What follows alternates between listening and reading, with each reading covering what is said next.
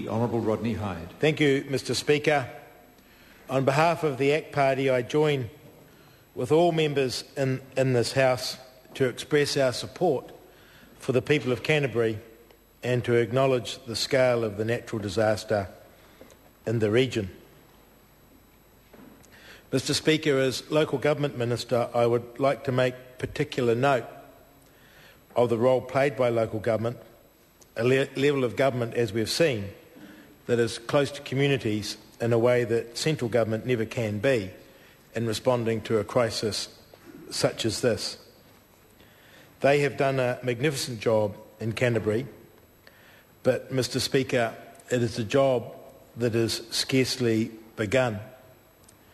Let me also put on record for this House, Mr Speaker, of all the calls that I got from local councils around New Zealand offering services and support to the people of Canterbury. And it was very heartening to realise that councils from way up at Northland were offering what services they could to the people of Canterbury. I also commend Mayor Bob Parker and his team in Christchurch and those in the Canterbury region. I'd also like, Mr Speaker, to recognise the tremendous work of civil defence teams. And in that, Mr Speaker, I want to acknowledge the leadership provided by my ministerial colleague, the Honourable John Carter, and also to thank him for the constant briefings that he was providing.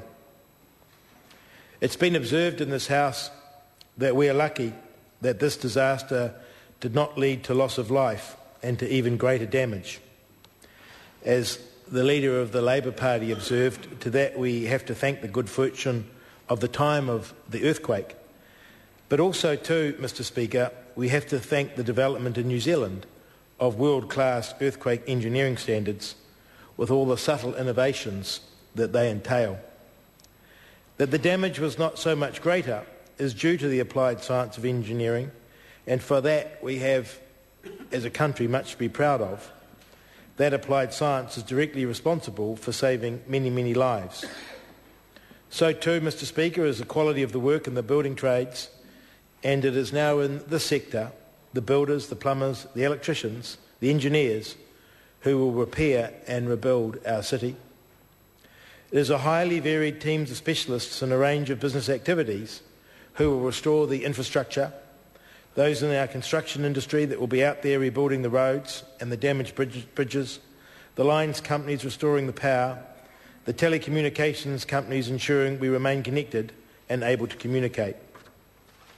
Mr Speaker, central and local government will help, and all taxpayers, no doubt, will contribute.